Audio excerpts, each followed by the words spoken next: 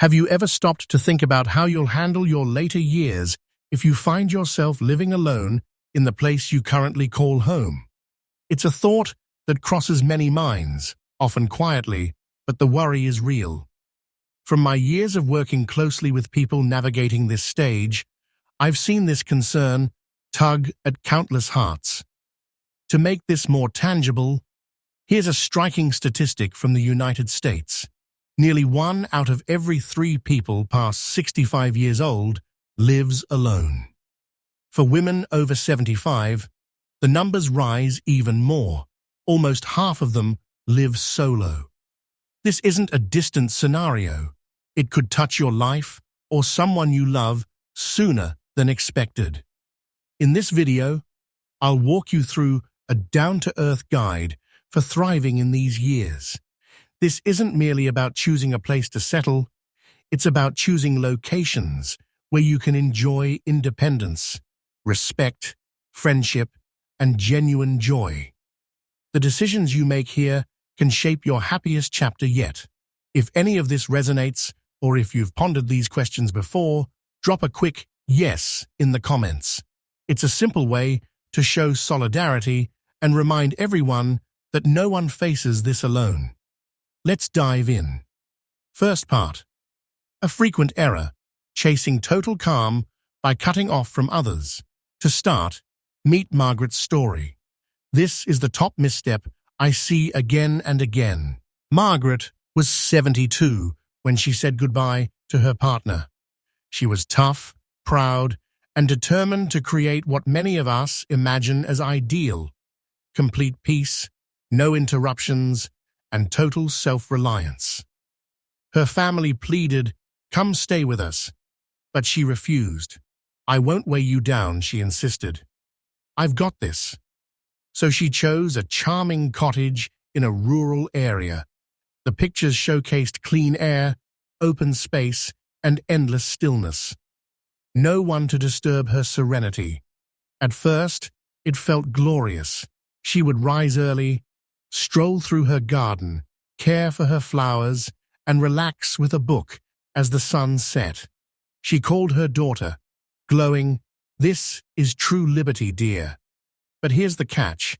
When liberty is paired with complete separation, it can become a trap. Around 3 months in, the joy began to fade. Days slipped by without speaking to anyone, stretching beyond 24 hours.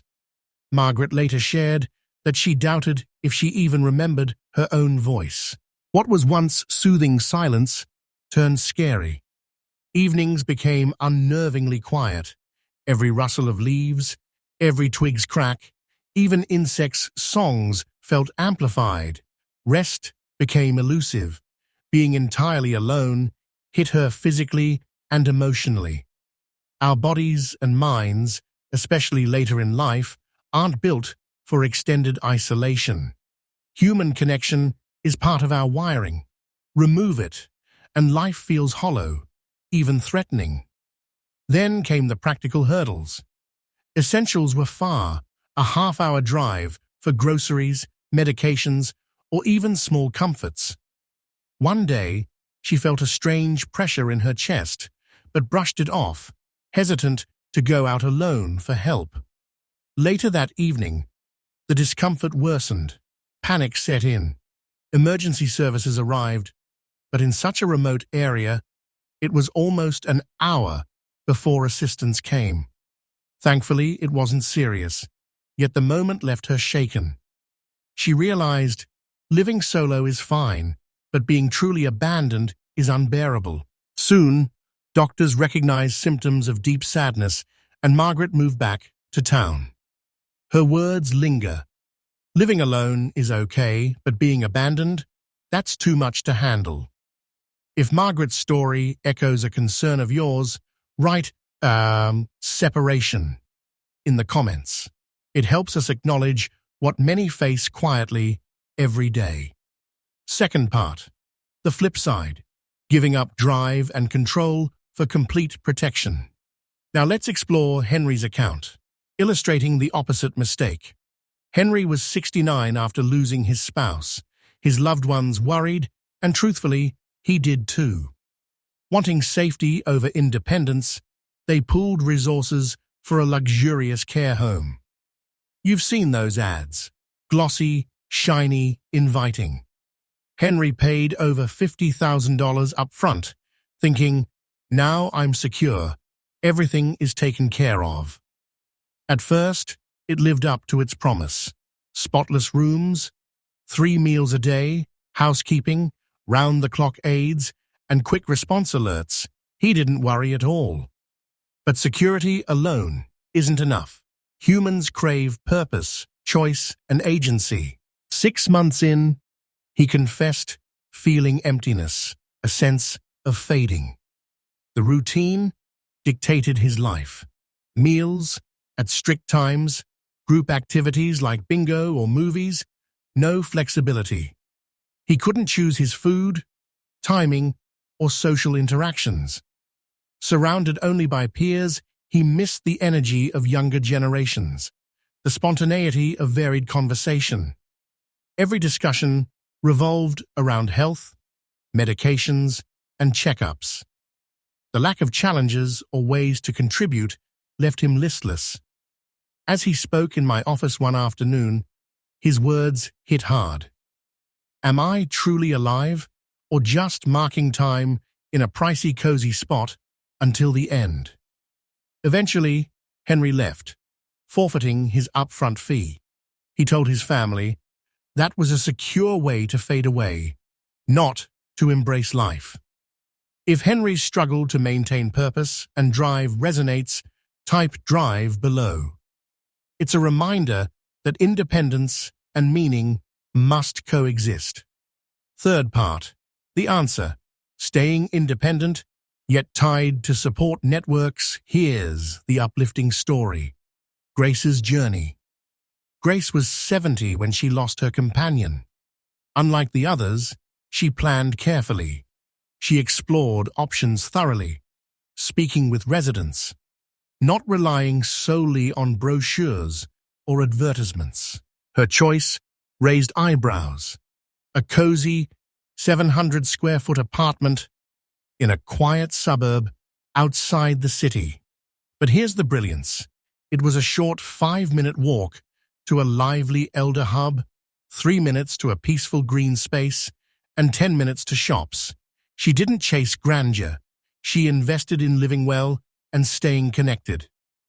Picture her day. 7:30 a.m. Grace leaves her apartment, heading to the hub by 7:40 for gentle stretching with friends. Noon. She shares a healthy meal, chatting with peers. Afternoon.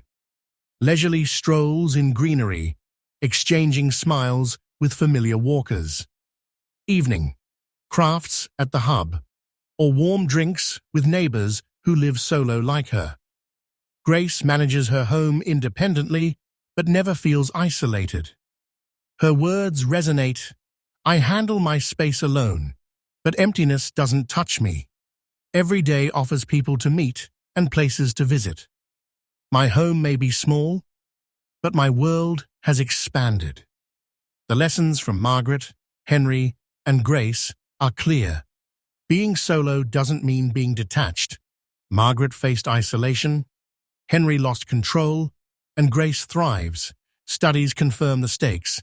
Detachment in later life increases early death risk by half. This isn't just emotional. It affects the brain, memory, mood, immunity, and overall health.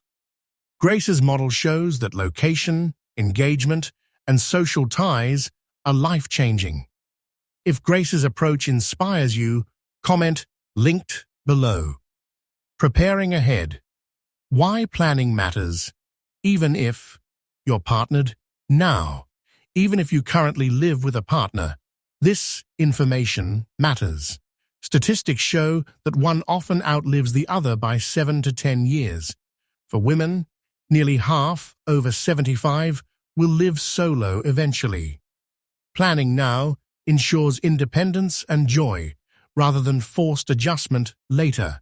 Consider not just where to live solo, but how to remain engaged while independent. Fourth part. Option 1. Compact unit near a bustling elder hub. First, echoing Grace's approach, aim for a modest apartment, 600 and 900 square feet, within a 10-minute walk to a thriving elder center. Why this combination?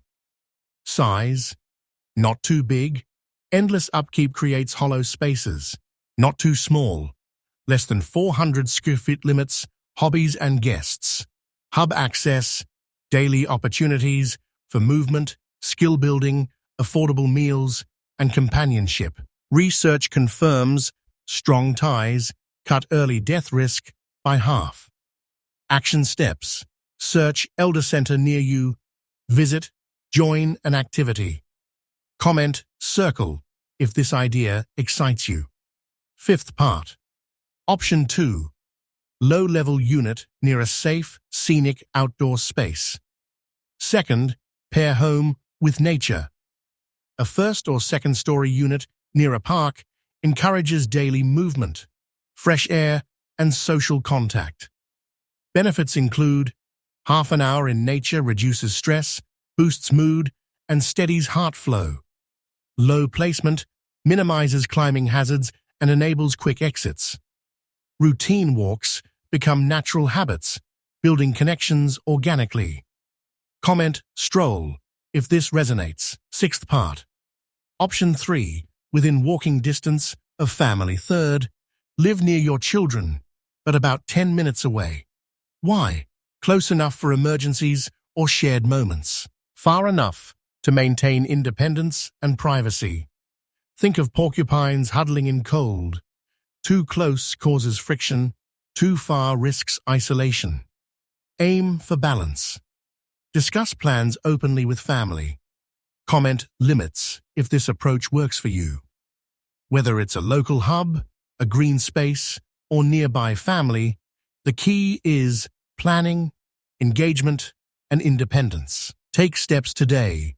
Visit spaces, schedule walks, talk with loved ones. Share your pledge in comments.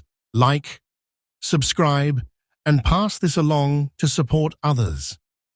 Your future self will thank you.